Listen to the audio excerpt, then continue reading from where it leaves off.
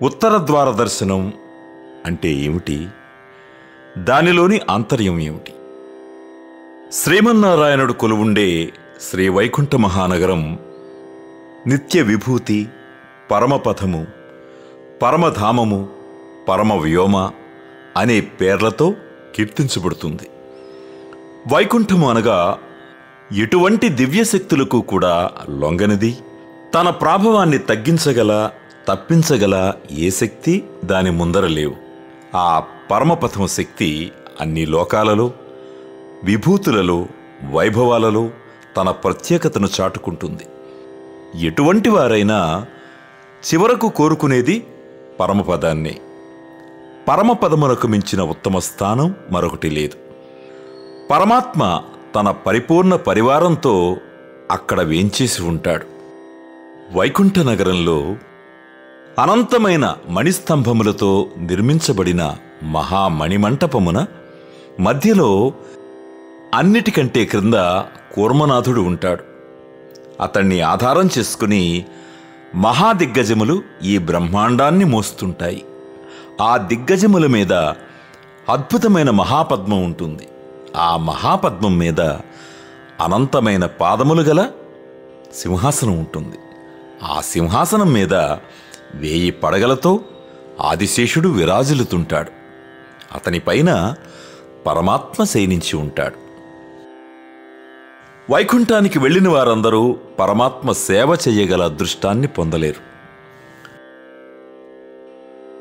కొందరు మహాకూర్మాన్ని చూస్తారు, మరికొందరు అష్టదిగ్గజాలను చూస్తారు. ఆ పైన మరికొందరు మహాపద్మాన్ని, మరికొందరు పరమాత్మ సింహాసనాన్ని చూస్తారు. ఆ పైన చేరుకున్నవారు పరమాత్మను సేవించినా వారిలో కూడా 100కి 1 లేదా 2 మాత్రమే పరమాత్మ కైంకర్యాన్ని నోచుకుంటారు.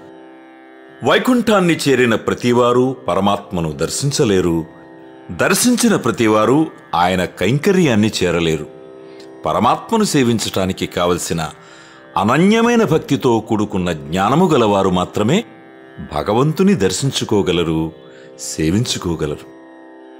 మన లక్ష్యం భగవంతుడు ఉన్న లోకానికి వెళ్ళడమా, చూడడమా, భగవంతుడిని స్తోత్రం చేయడమా, లేక భగవంతునికి సేవలు చేయడమా?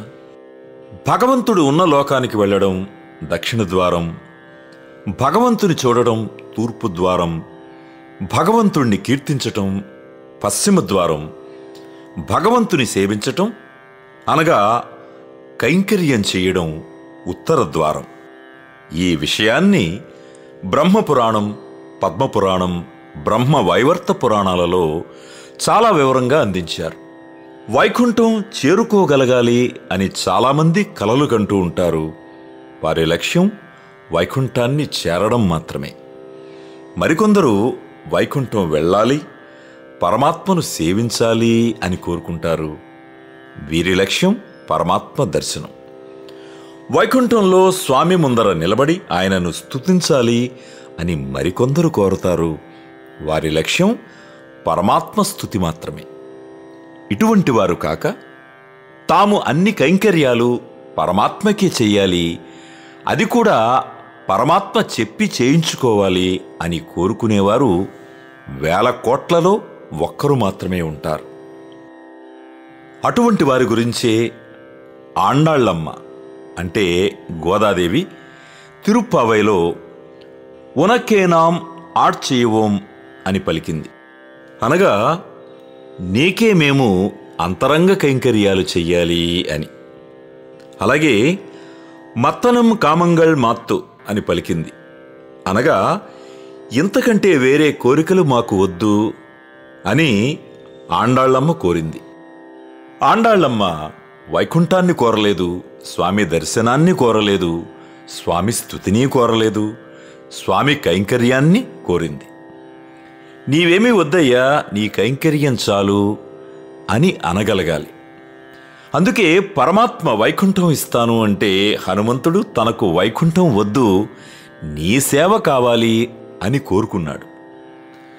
భగవంతుని లోకంలో ఉండడం, భగవంతుని దగ్గర ఉండడం, భగవంతుని చూడడం, భగవంతుని స్తుతించటం, ఇవేమీ కోరవలసినవి కావు. పరమాత్మకు ఏకాంత సేవ చెయ్యాలి అని గాఢంగా తపించగలగడమే ఉత్తర ద్వారం. మరి తూర్పు ద్వారం, పశ్చిమ ద్వారం, దక్షిణ ద్వారం వాటిలోనూ భక్తి ఉంటూ అంతో ఇంతో జ్ఞానం ఉంది. వైకుంఠం చేరితే చాలని, స్వామిని చూస్తే చాలని, స్వామిని స్తుతిస్తే చాలని అనుకుంటారు.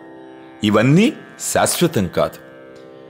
వైకుంఠలోకం వెళితే ఎప్పుడూ అక్కడే ఉండాలనే నియమం లేదు. స్వామిని చూస్తే చాలు అనుకుంటే ఒకసారి చూస్తే సరిపోతుంది. స్వామిని స్తుతిస్తే చాలు అనుకుంటే ఒకసారి మనసారా స్తోత్రం చేస్తే సరిపోతుంది. కానీ స్వామికి అంతరంగ కైంకర్యం అన్ని వేళలా చెయ్యాలి అన్న కోరికలో స్వామి లోకం, స్వామి దర్శనం, స్వామి స్తుతి, స్వామి కైంకర్యం అన్నీ ఇమిడి ఉన్నాయి. వైకుంఠం చేరడం, స్వామి దర్శనం, స్వామి స్తుతి ఏ ఒక్కసారికి ఇచ్చినా సరిపోతుంది. కానీ అంతరంగ కైంకర్యం అన్ని వేళలా ఉండేది. అంతరంగ కైంకర్యం అంటే స్వామి నిద్రపోతుంటే పాద సంవాహనం చేయడం, స్వామికి చలివేస్తే దుప్పటి కప్పడం, స్వామి కూర్చుంటాను అంటే సింహాసనం ఏర్పాటు చేయడం అని అనుకుంటే అది పొరపాటే అవుతుంది. స్వామికి చలివేస్తే దుప్పటి కప్పటం కాక తానే దుప్పటై ఆయనను అతుక్కుని ఉండడం సేవ. దుప్పటి కప్పిన వారు కప్పి వెళ్ళిపోతారు. కానీ కప్పుకున్న దుప్పటి ఎప్పుడూ ఒంటి మీదనే ఉంటుంది. చందనం పూసిన వారు వెళ్ళిపోతారు. కానీ చందనం ఒంటికే ఉంటుంది. పరుపు ఇచ్చిన వారు వెళ్ళిపోతారు. కానీ పరుపు స్వామికి సెయ్యగా ఉండిపోతుంది. అలాగే పాదుకలు ఇచ్చిన వారు వెళ్ళిపోతారు. కానీ పాదుకలు పాదాలను అంటిపెట్టుకుని ఉంటాయి. మరి పాదుకలను సమకూర్చాలనా లేక మనమే పాదుకలు కావాలని కోరుకుంటామా? చందనం పూయాలనా లేక మనమే చందనం అవ్వాలని కోరుకుంటామా? ఏ పేరో, ఏ సేవో, ఏ సంబంధమో అవసరం లేదు. ఎప్పుడూ నీతోనే ఉండాలి, నీకు అవసరమైన ప్రతి కైంకర్యం నేనే కావాలి అని కోరుకోవాలి. అందుకే యామున మిశ్రులు తన స్తోత్రరత్నంలో నివాస శయ్య ఆసన పాదుక అంశుక ఉపధాన సీతాతప వారణాధిభిః శరీర భేదైః తవ శేషతాం గతః అని చెప్పారు. అనగా ఆదిశేషుడు నీవు ఉంటానంటే తాను ఇల్లు అయ్యాడు, పడుకుంటానంటే తాను పరుపు అయ్యాడు, కూర్చుంటాను అంటే తాను సింహాసనం అయ్యాడు, నడుస్తాను అంటే తాను పాదుకలయ్యాడు, తలగడ కావాలంటే తాను తలగడయ్యాడు, కట్టుకుంటాను అంటే తానే వస్త్రం అయ్యాడు, చలికి దుప్పటి అయ్యాడు, ఎండకి గొడుగు అయ్యాడు. అందుకే అతనిని ఆదిశేషుడు అంటారు. అంటే మొదటి సేవకుడు.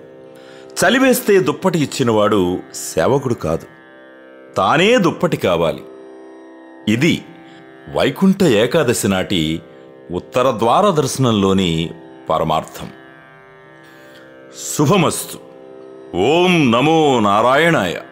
సర్వే జనా సుఖినో భవంతు.